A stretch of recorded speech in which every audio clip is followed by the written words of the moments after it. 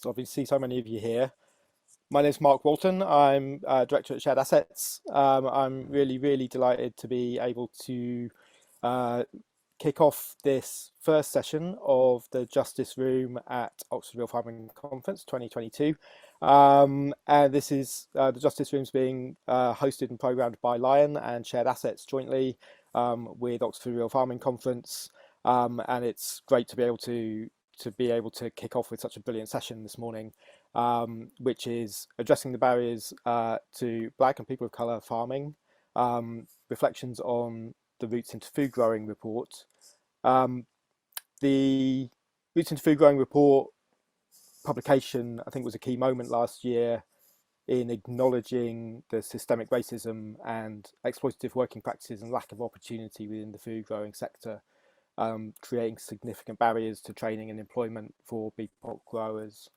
And so in this session, we'll be exploring the responses to this report from workers in rural and urban contexts, and we'll be looking at what opportunities and initiatives have emerged as a result of the report, and how this work can be resourced in the longer term.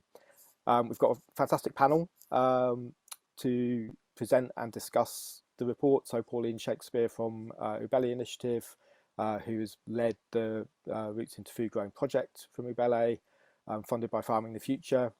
We've got Harry Byles, a community gardener and member of the Compost Mentis Co-op, Sam Siva from Land in Our Names, and Lutfi Radwan from Willowbrook Farm. So we'll be hearing from all of those in a few moments from a panel, and there'll be a chance for a bit of Q&A. We'll be having some breakout rooms to discuss the issues that are raised further as well. So we've got a full session for you over the next hour and a half. Just before we kick into it though, a few bits of kind of housekeeping. Obviously, we've got a team of people as well as the panel participants who are helping to make this session happen. Dora from Oxford Real Farming Conference will be facilitating, if you want to give a wave, Dora. We've got tech support from Bella, if you want to give a wave, Bella. So if you've got any questions, please, you can contact Bella directly through the chat box. I can be providing wellbeing support, and we'll just talk about the code of conduct in a minute. But if anyone has any issues and needs someone to talk to about those, if anything gets brought up for you during this session, then by all means feel free to contact me directly. And Tom from Shared Assets is going to be taking notes as well during this session. If you want to give a wave, Tom. In terms of basic housekeeping, yeah, I see people already introducing yourselves in the chat, so please do that. Who you are, where you're from, interest in this session would be great to know as we go through. And kind of general Zoom etiquette, I think we're probably all fairly familiar with by now, but keep muted if you're not speaking. Use the raise your hand if you have a question during sessions. You can do that with your actual hand, or you can do it virtually with the reactions button at the bottom of the screen. There is a code of conduct for all of the sessions at the Oxford Real Farming Conference, and I'm just going to put the link to that in the chat now. Please, this is a collective space for sharing. Please do that in a respectful way. We may have disagreements and different perspectives.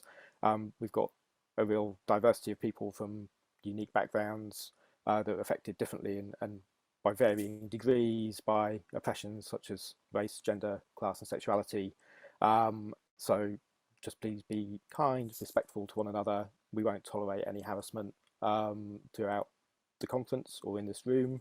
And so please let somebody know, and in this session let me know if you experience any harassment at all during any part of this session.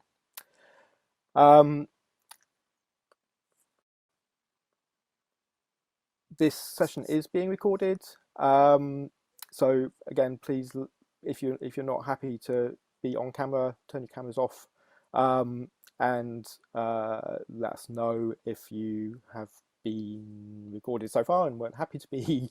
Then we can kind of cut out these bits if you've been caught on camera and don't want to be.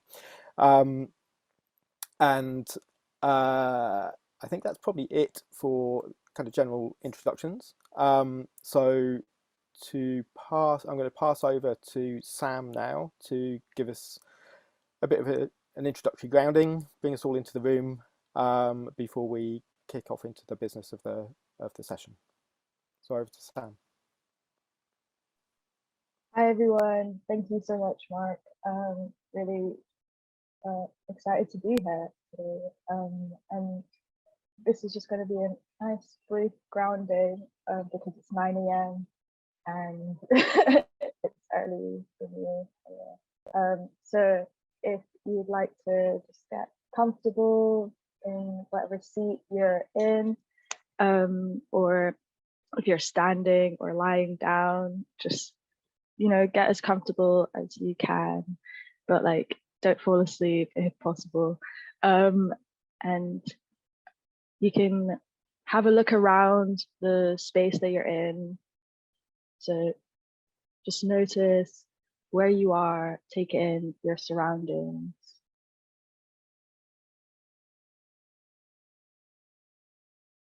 And return to the parts of your body that are in contact with the seat, which might be the floor or a chair or a sofa or your bed. And then just paying attention to the points of contact with the ground. So that might be your bed on the ground or the sofa on the ground, or your feet touching the earth. And the ground is an expression of the earth, whether you're in a flat or you're on a boat or you're on like living in a concrete building. These are all expressions of the earth. And if you can like trust the earth to hold you, to really let your body be held. And you can close your eyes if you feel comfortable, or rest your gaze. And take a big inhale, filling your throat, your chest, your stomach. And then exhaling from your stomach, your chest, your throat. And again.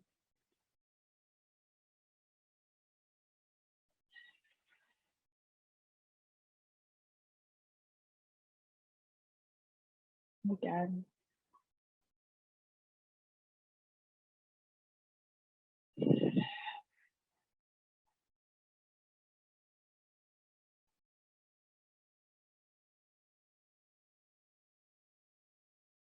And with this next inhale and exhales, you can return to your normal breathing rhythm, feeling held by the earth,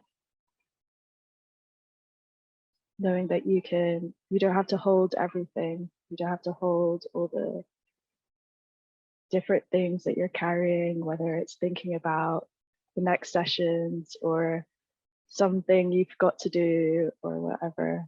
Like, you can just be in your body and you can be held in this moment.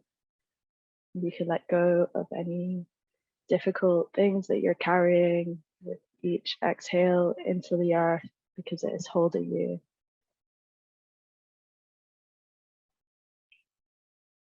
And if you want to like make some small movements, I don't know if you want to stretch anything, if you feel tight anywhere, rocking your neck, and join me again in this room, this virtual room.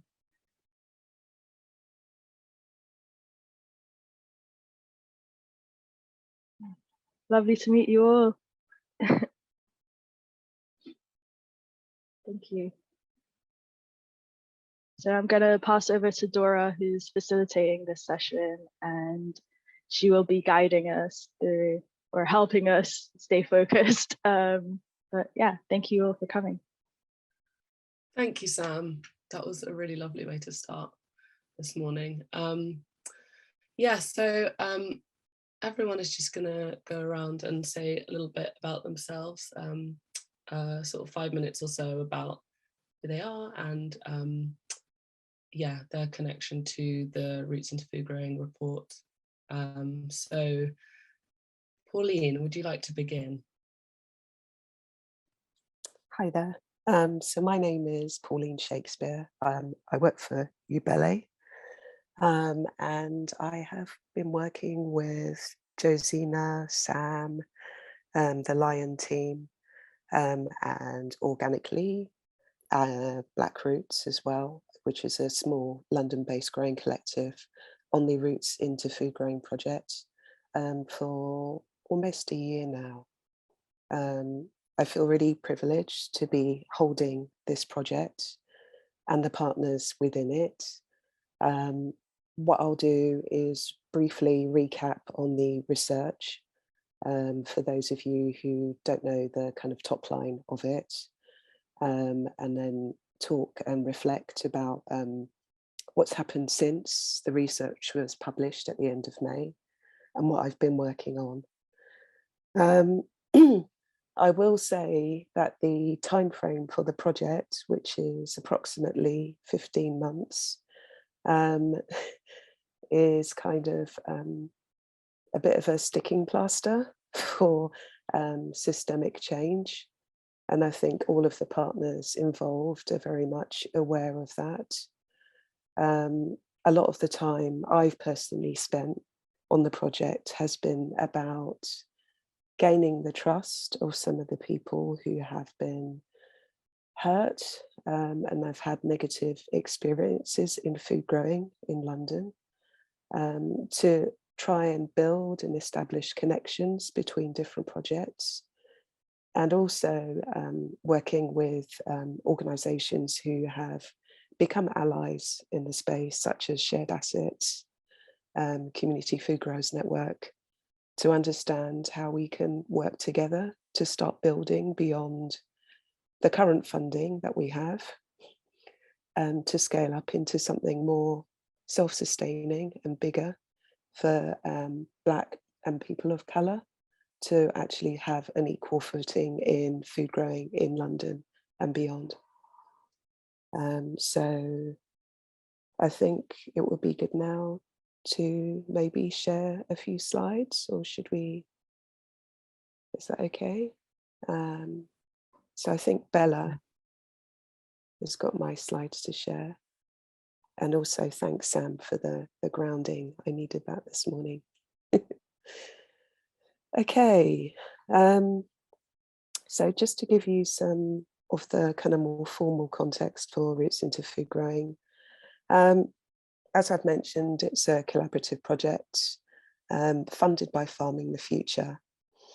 And the project aims to kind of clearly identify, understand, plan and implement a series of interventions, and to kind of look and understand the barriers into the social enterprise food growing system, and start to also identify land, appropriate trainings for individuals and kind of emerging collectives, and also look at the growing of, not sure how I feel about this term, culturally appropriate food, which is often imported at high cost. Given that we are now in a world of COVID, it's been even more important to understand and kind of feel really, really connected to where our food comes from. Okay, and you can also see there a link to the full report, but I'll share a link in the chat as well. So you've got that. And Bella, could you go on to the next slide for me? Thank you. Give some further background. In the report, there is a literature review and recommended research, thanks to Dora, and to Randa as well, who worked in the literature review. One of the things that was very early established by Lion and the team is that there is actually no proper academic research into Black food growers in the UK. Obviously, our nearest sort of sibling is in the States, where there are lots of kind of Black farming collectives and movements and unions organising, incubating, supporting and training. In the UK, we only have, according to 2017 stats, 1.4 of the farming population in the UK being non-white. Also, in the wider context of farming, the least diverse jobs all tend to be tied to animals or the outdoors or skilled crafts. So we are looking at a field that is traditionally white and accessible to the few. Often farmers are dealing with inherited land, so there's a kind of effective locking in of the system, limiting access for others. Could you go on to the next slide for me, Bella? I'm conscious of the need to skip through quickly. So just to give a quick background, research methodology, the team, when they put the call out to find people involved in social enterprise and kind of commercial food growing, who were from a Black ethnic background or minority background, came up against a barrier that within London itself, there weren't any people officially who could call themselves involved in commercial food grain production. There are people such as Lutfi, who will be speaking later about his experience, but within London as a whole, there were people who had left London to do other things in terms of accessing land, but within London, no. So that is an obvious illustration of the problem. They did talk to a wide range of people through some structured interviews. Unfortunately, hard to do face-to-face during COVID, but some in-depth, really powerful insights within the report. So I'd recommend that you read it. Next slide, please.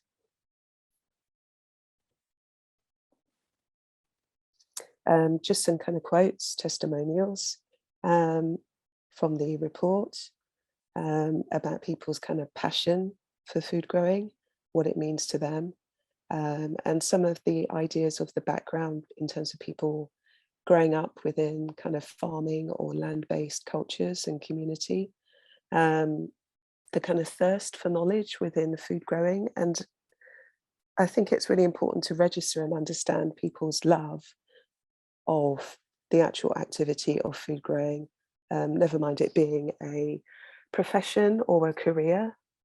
The personal kind of connection to land and land heritage is a really critical and an important factor in this project and in the work and in its participants. Next slide, really quickly.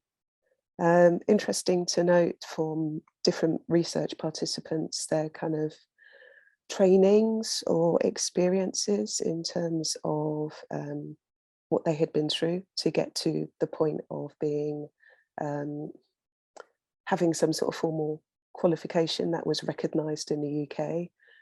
Many people had been to Organic Lee for trainings or Capel Manor, that includes me, to gain recognised horticulture qualifications such as City and Guilds RHS, but notably had not seen themselves reflected in those spaces, whether it be teaching staff, materials being used to teach with or to train with, peer support in terms of people of colour or minorities in recognised roles of power, but also a lack of putting on an equal parity, heritage food growing methods, cultivation methods and techniques from people's own cultures were invisible in those trainings.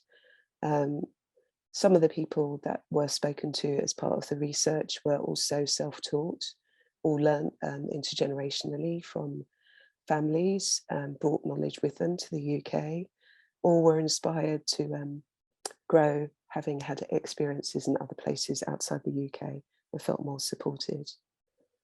The biggest group of participants in the research study were actually from the Caribbean. That includes me. I'm not a research participant, but that is my heritage, where there is a strong kind of connection with land and food grain cultures that has been passed down. And it's kind of interesting and important to acknowledge that.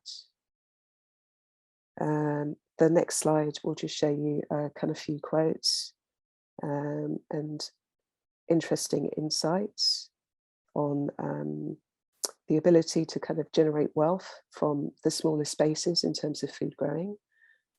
So the whole thing of even a small kind of informal hidden plot, such as an allotment, being able to provide somebody with a viable kind of living.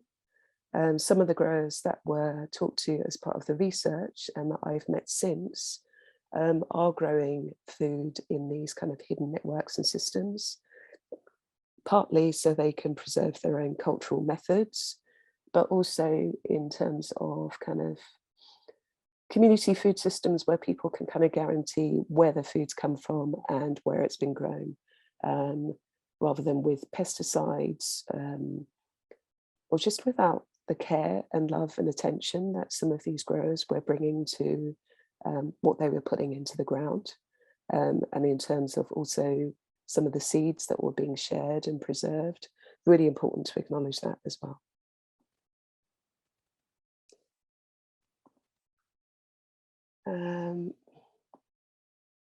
If we kind of go to the next slide, one of the things that also came up was an acknowledgement that people were coming into food growing, farming and horticulture from other sectors where they might have been doing other physical work.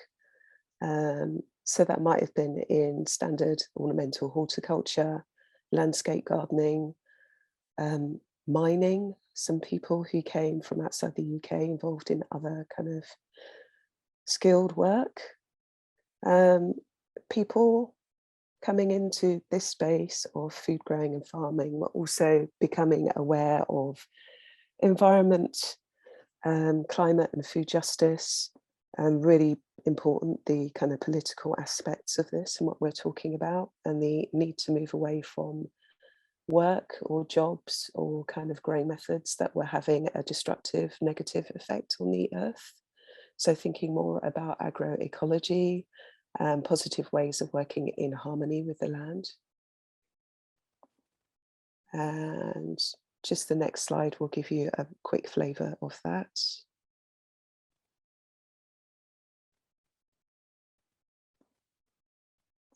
Bella, I'm conscious of time actually. If we could kind of go on to the slide 12, if possible, just to quickly get to the recommendations.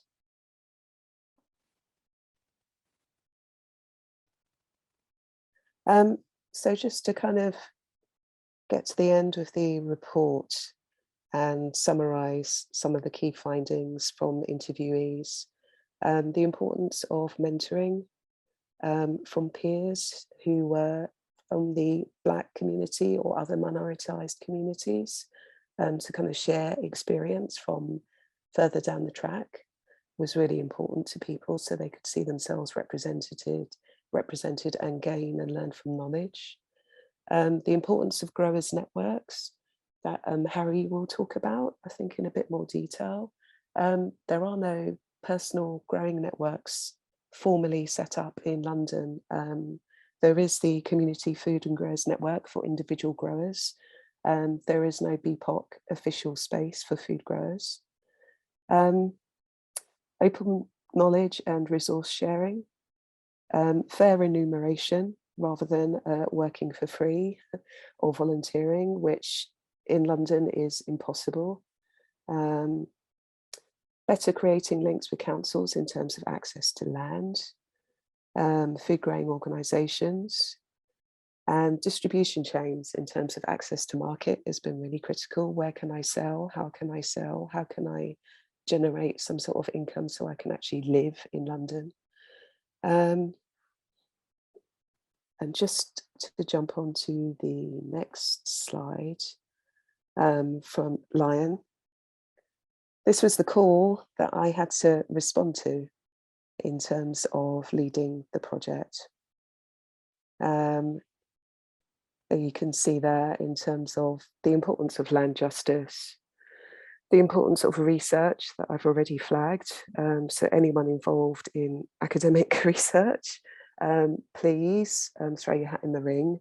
There is a lot more work to do in this field for us to find out and actually kind of go back to kind of what do we know here and what do we want to do, who is doing what. I think it's really important to gather as much information as possible. This is kind of working towards, at the moment, this is effectively my work plan and kind of comment on where we are now that I'd like to chuck into our discussion.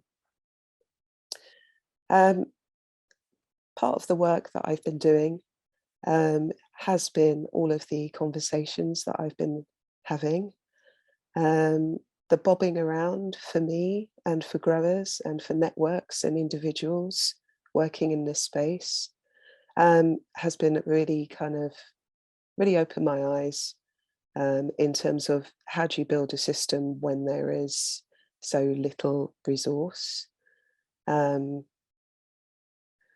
Potentially this is a moment in time for all of us to seize in terms of the BPOC community and things that have happened over the past couple of years, to share a light more broadly in terms of how we are resourced, what we need, and how we can kind of get equity in some way, whether it's about access to land or improved representation in food growing systems in the UK, improved training opportunities, improved apprenticeship opportunities.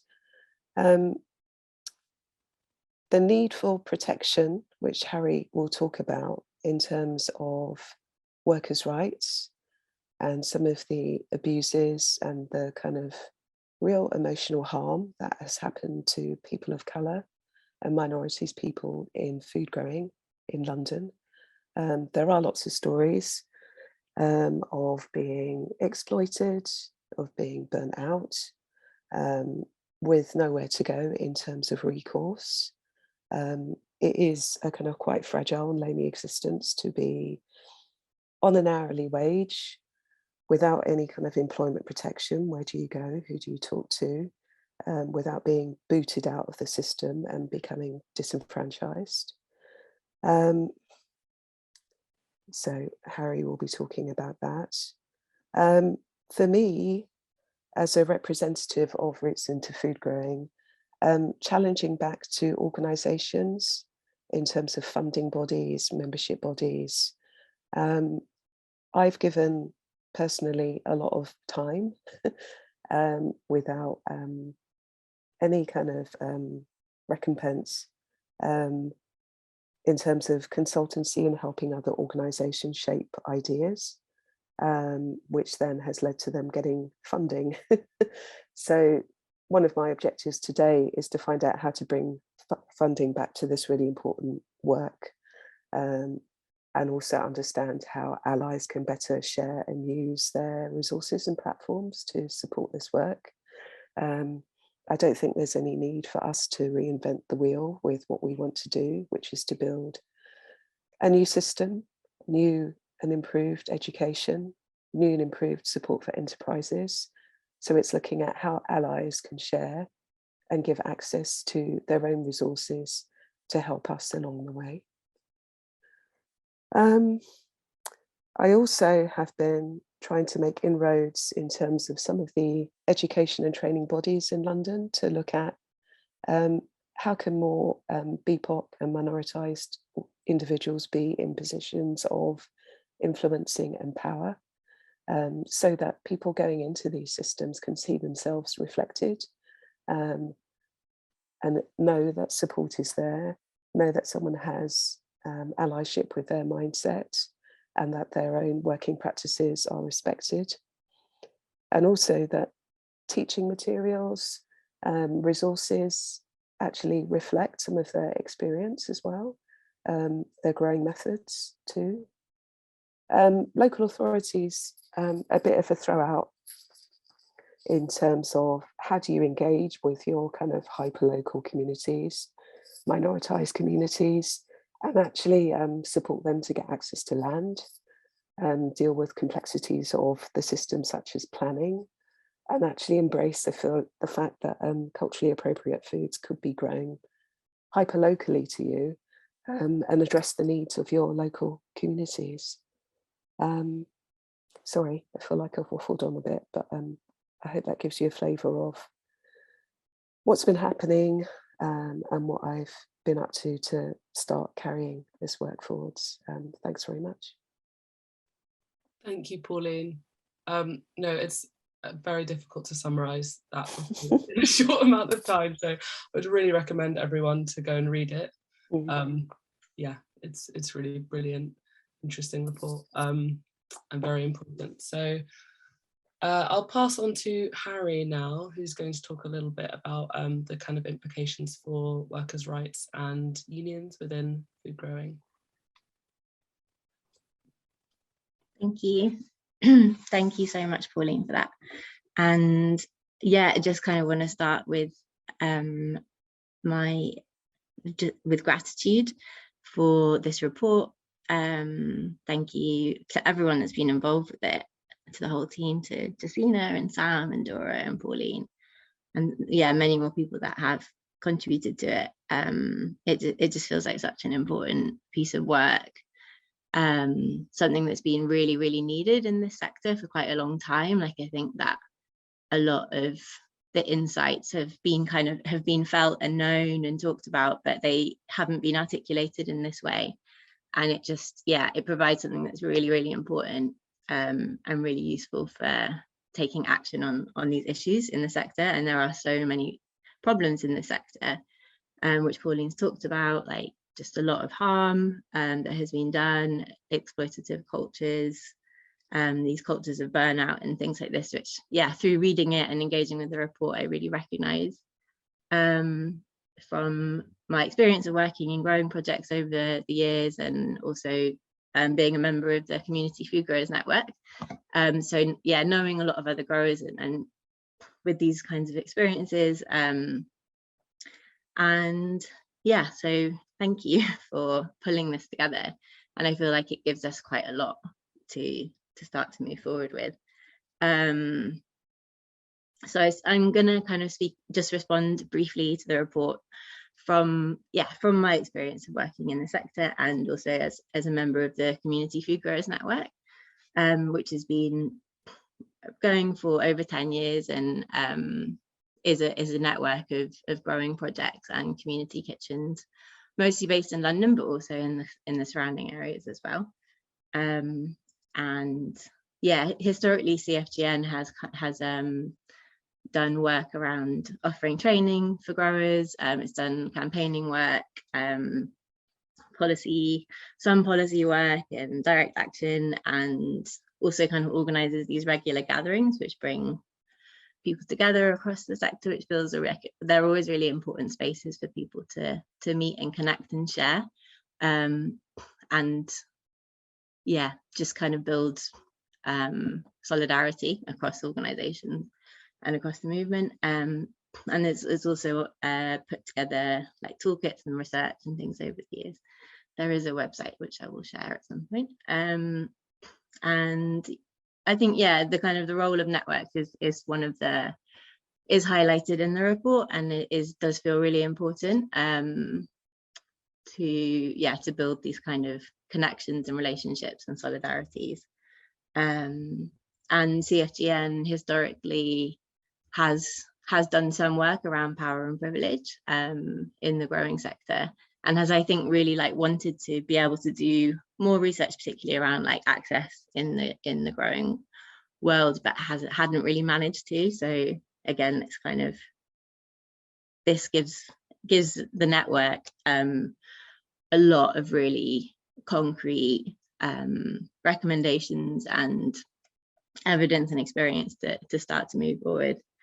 And I also think that there's kind of that it's quite limited as well in terms, the network is quite limited in terms of what it can offer around some of the specific issues around workers' rights and exploitation in the sector. I think that's something that a lot of people kind of come along to CFGN hoping that it might offer that kind of support, and I don't think it has been able to yet. And I think so it's also been quite quiet over the last few years. So we've been going through a process recently of trying to reactivate this network, and Pauline and Paulette from Black Rootz were part of a gathering that we organised back in September, and they shared some of the findings from the report, and we kind of, as we discussed in the session, and there were various kind of responses that came up, and one of them was around the need for more external models of accountability, because this feels like another really key issue with the growing sector, is that there is a real lack of accountability, and it is really hard to make change happen within organisations, and to hold some of the organisations that have caused a lot of this harm that's talked about in the report, to hold them to account. And it's very hard as an individual to do that. I've kind of, in my own experience, tried to do that in different spaces, and sometimes it's worked well if like there's a opportunity to collectivize with other workers, but as an individual it is very difficult, I think, to raise these issues, and often you do just end up being pushed out of organizations, and it's just not very effective. So I think I'm interested in how, like, good strategies for really taking what's raised in the report and making change happen in organizations. And this has to be, for me, and I think what's emerging from the network is that has to be collective, and that there is this need for external models of accountability, and a real need for a union or a branch of a union that feels specific to the sector and responds to some of the recommendations from the report. And so I just kind of wanted to share this kind of beginning of a conversation that's starting to happen, and that we really would love more people to get involved with, to talk about how we could potentially build a union which kind of draws on some of the elements of the networks, maybe like the Land Workers Alliance and the Community Food Growers Network, but goes a bit further in terms of the need for transformative justice that is raised in the report. I think things around mentoring, skill sharing, campaigning for fair pay, campaigning for paid traineeships, healing justice work.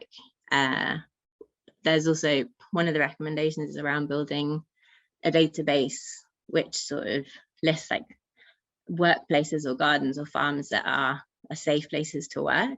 So kind of creating some kind of way of sharing across networks.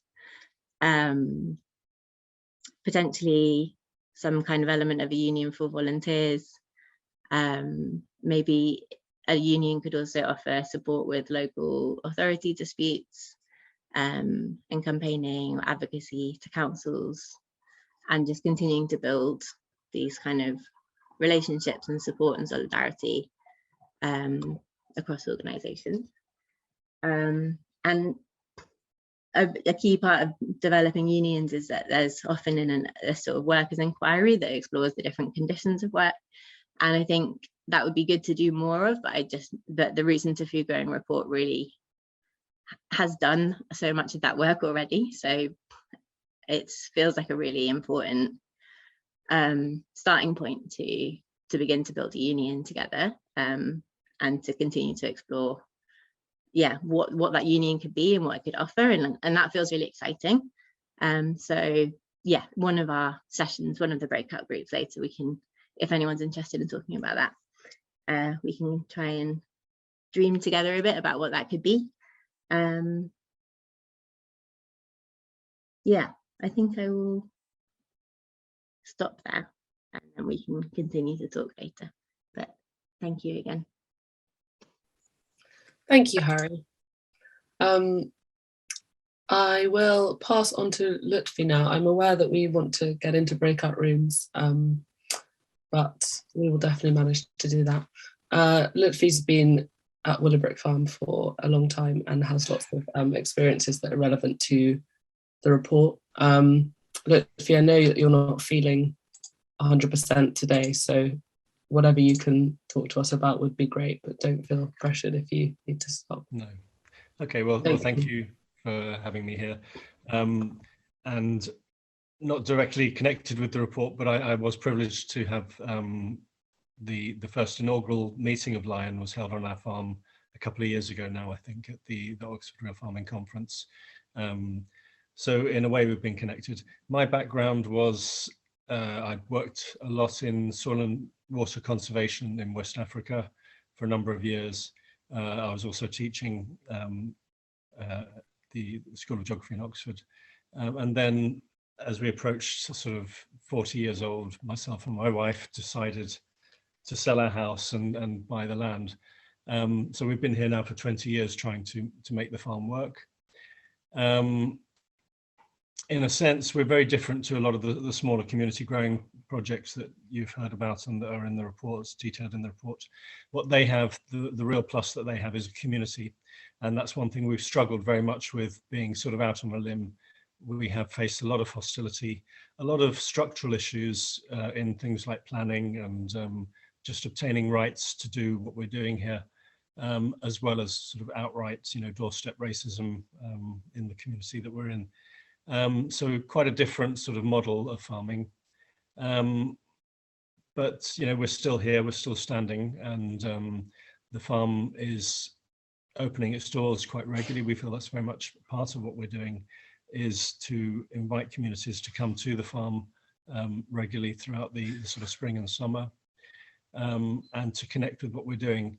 I think the two things of representation of minority groups in farming and sustainable farming go hand in hand very much, because we bring alternative voices, whether it's from Afro-Caribbean communities, whether it's from Muslim communities. There are different ways of valuing land and looking at our food.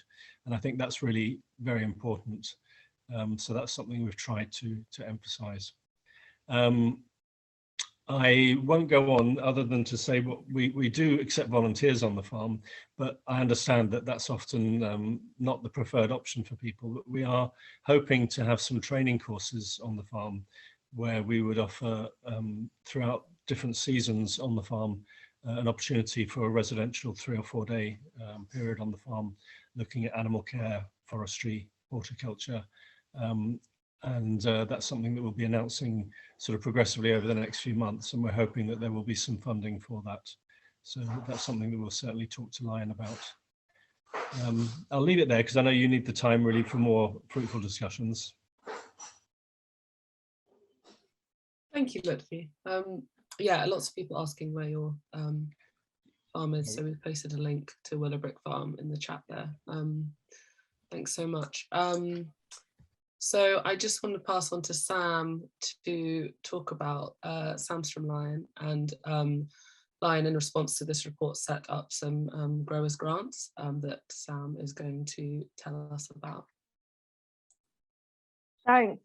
Yeah, I'll also keep this brief so that we have time for the other parts of this session. So I'm not sure when exactly, I think from around April this year onwards, we've been working on creating growers grants, micro grants for people, Black and people of color to apply for, so that they can, we had like different tiers. So there was tier 1, getting into growing, and it's like, you might not know that much about it, but then you just want to like have a bit of support to like buy some seeds or some tools or whatever, like these things that can end up being a bit of like an obstacle to pursuing learning and doing some growing. And then tier 2 was like for people who already have do some growing, whether they're just like gardening in their backyard or they have an allotment, or for like the hobbyists, as I was imagining it when the growers grants team came up with these tiers. And then tier 3 were for people who want to become growers or to pursue training, or if they're already in training, have some financial support, because as has been said already, there's quite a lot of traineeships or learning opportunities if they end up taking up time that you could be working or you're doing it voluntarily, so you don't have that much, I guess, like financial support. And then tier 4 were for people who, or organizations or groups who have a project that is relating to gardening, growing, or plants or whatever, and it was the largest of the grants. And so they went from £125 to £1,000 for the tier 4, and we gave different applicants who were successful different amounts, but yeah, we managed, like there were over, I think it was 334 applications, and we managed to give, so they were applying for a total of £191,200. So that was like a massive excess, because initially we only had like £36,000, but our panelists were able, Jyoti, who's in Land Workers Alliance, was able to source another 15 grand. So that increased what we were able to distribute, but we were only able to give out 112 grants, and majority of the people who applied for the GERS grants, like, were deserving. Everyone deserves a bit of money, especially if it's just like, we weren't able to give that much out, and we are a collective of 4 people. So we're very small and we're doing so many different things, and we aren't a grant giving body, but there are so many organizations and people who have the money and the resources to actually support people getting into this industry, or getting into this hobby or whatever. And within the land working field, there is such a like stress of like, oh, we need more people or whatever, but then it's just too much looking to like voluntary mindset, or on this idea that you should sacrifice getting paid well, or you should sacrifice your comfort in order to pursue this. And that's just ridiculous, especially when the resources are available, and we just need these organizations to make the application process more accessible, to actually communicate to like the fact that it's not that there aren't Black and people of color who are interested in this, because we saw that there were, and there were people even trying to send in applications or communicate to us months afterwards, because they wanted to get into growing, because they wanted to access this grant, and they were hoping that we'd run it again, and we won't, because one thing I've learned is that it's very difficult, especially if you don't have your own bank account, and also if you don't have like a team dedicated to that. And as much as I loved doing this and creating this opportunity, I also feel that there are organizations that are specifically focused on this. And if we actually want to change things, we don't want to just give money to the same people who always get it, the same organizations who always get the land from the council or whatever. We need to really reach out and like let people know that these opportunities are available and actually make them accessible. And we'll be writing up a project page specifically on the growers grants and writing a bit more about our experience distributing, creating, and all of the in between on our website and so on, especially after ORFC, and we can like go back into internal doing things mode. But you can access some information on our website, and if you're on our newsletter, we have sent a little bit of information about it. But if you want to learn more about the BPOC Growers Grants and our experience, just subscribe to our newsletter, follow our website, follow us on Instagram, and we'll be posting more information about that. But yeah, that's what I have to say. Thank you so much, everyone. Thank you, Sam. So we're going to go into breakout groups now. So we have 3 breakout groups that we wanted to create, like have discussions around. So one's barriers to farming for BPOC in rural spaces, and that'll be connecting to the work that Lutfi's been doing at Willowbrook, and also he can talk a little bit more about this future training opportunity as well as London BPOC Growers Network, which is a something that we're working with Pauline and Joe, who's not here at the moment, on looking into what is the interest for this, what is the capacity for this, and how can we create that, and how maybe it could be replicated in other urban settings and spaces. And then a farm workers union, which is the work that Harry and others are doing at the moment, creating a union for farm workers, because that's something that's often left out of the conversation when we're talking about agroecological farming or I think those are the main things. I hope that was useful and interesting. I feel like they're always too short, those breakout rooms, but I guess they're more of a kind of starting point for conversations. I can set up some sort of chats in the Hoover platform for people to carry on, and also everyone can share their contact details, because I'm sure there's lots of conversations which will go beyond this session. I think we just wanted to do a bit of feedback from the groups, and then also just do a kind of closing comments. I'm not sure how you want to do feedback, speakers. Should we kind of go around each group? Do we have time? Maybe.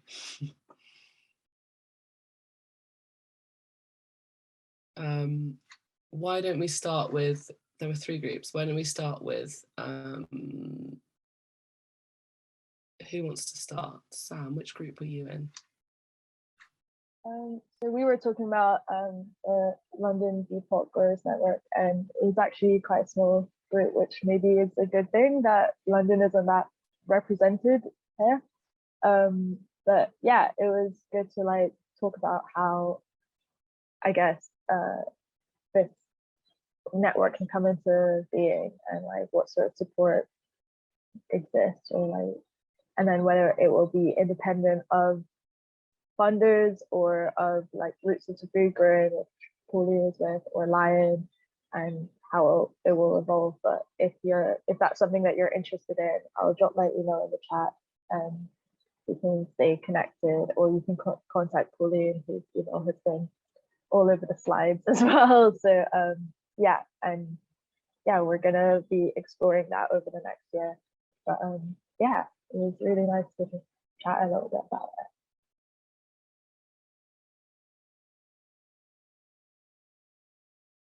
Thank you. Anyone from the group that was discussing barriers to farming, the BPOC in rural spaces, want to share anything that was discussed?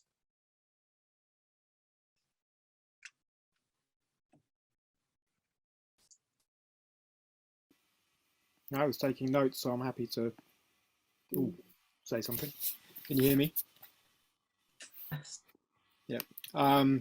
So yeah, I mean, there were sort of discussions about lack of access to capital, and then the need for everything to happen really slowly because you're having to do everything yourself in terms of building and kind of infrastructure, and then facing both kind of structural racism within the planning system, but also then individual racism from neighbours complaining and kind of making outright racist comments about plans for development of farms and things like that. So a real range of kind of barriers, from the kind of resourcing to the cultural and attitudinal kind of and structural issues.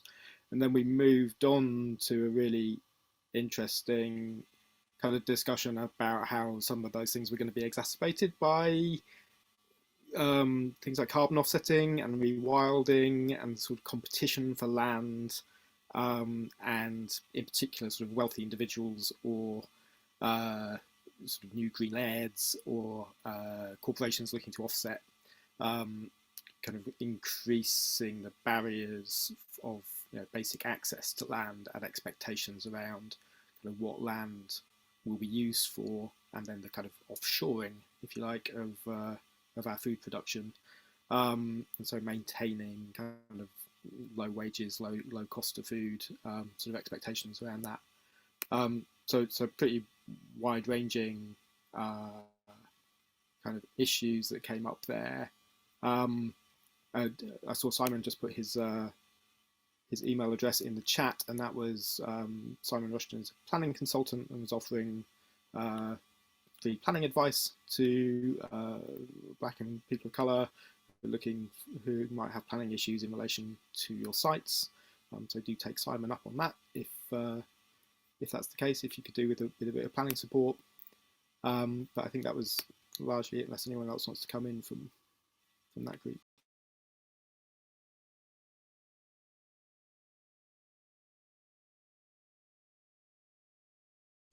Okay, and does anyone want to share from the group talking about unions as well? And then I think also Justina wanted to share something about a job that could be interesting for people. So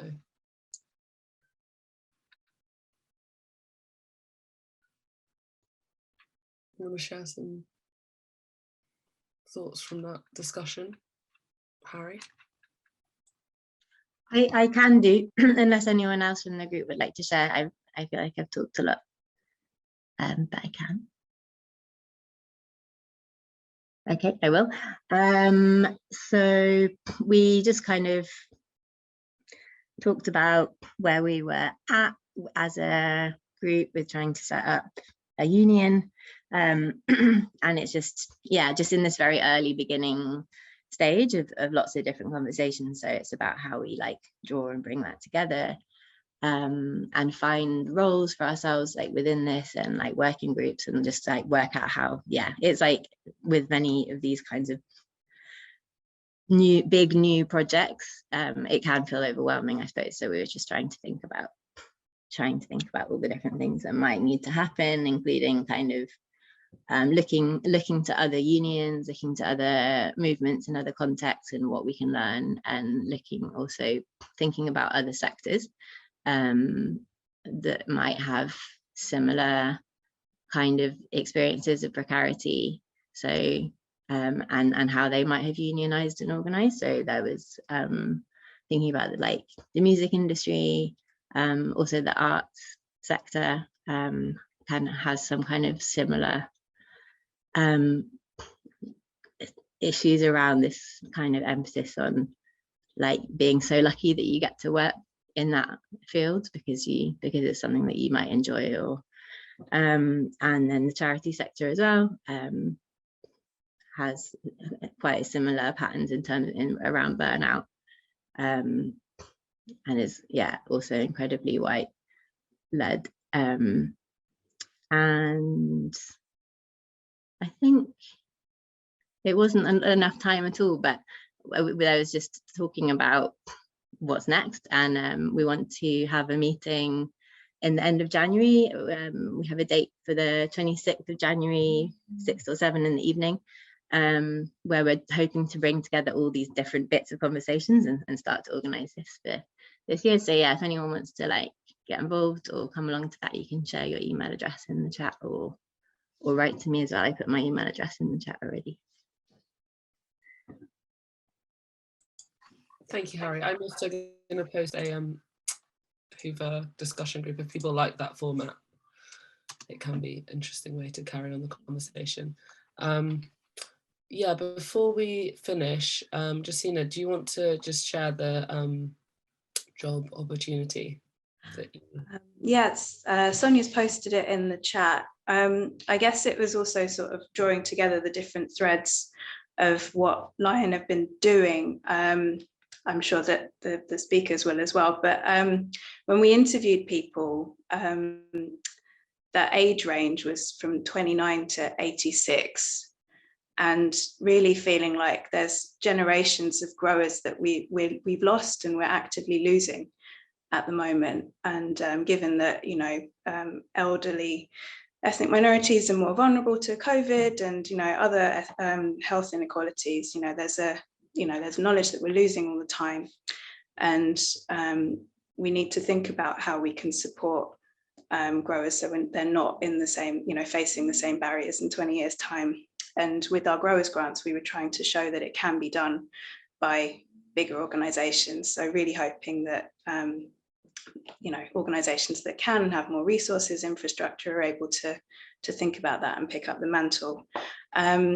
If we think about the Roots into Food Growing project as something that was local to one specific area that's super diverse, hyper diverse, but there are other cities and rural areas as well. So the Jumping Fences project has more of a national focus, and that's a continuation of sort of the knowledge building that Lion's been hoping to achieve and collaborating with other organizations for. And there is a research role that Sonia's posted. I don't know if you can post it in the chat again. So we're hoping to get someone who's really, you know, competent and able to, you know, speak to growers across the country, food producers. And so we're able to interrupt that sort of cycle of barriers by having better knowledge and disseminate that to the wider sector. So thank you. Thanks, Justina. We've got about 5 minutes left. So do any of the speakers want to just say a few words to kind of end the session? No? Okay. This has been, yeah, really, really great way to start the day. I know we were all quite tired this morning, including me, but it's such a brilliant report. Again, I think everyone needs to go and read it. There's a link to the report in the chat. And yeah, thank you everyone for your contributions this morning. It's been really great. Pauline, did you want to say something? You've unmuted. Just thanks to everyone, panelists, yourself. Thanks for coming.